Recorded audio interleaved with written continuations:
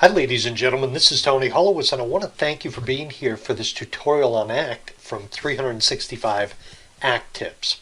In a previous tutorial, I had shown you how you can right click on a field to do a lookup. So if you want to look up someone by their, say, title, I can right click on this field.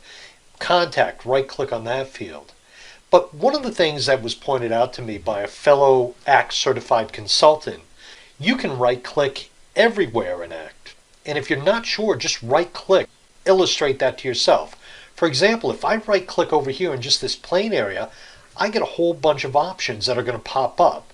If I come down here and right click down here, some other options. So when you right click in different areas of ACT, you're going to see all kinds of options come up. So don't hesitate to right click all over the place in ACT and just see what's going to come up. You'd be surprised at what will occur. So just a quick simple lesson, right click everywhere and you'd be surprised with some of the options you have for yourself when using ACT.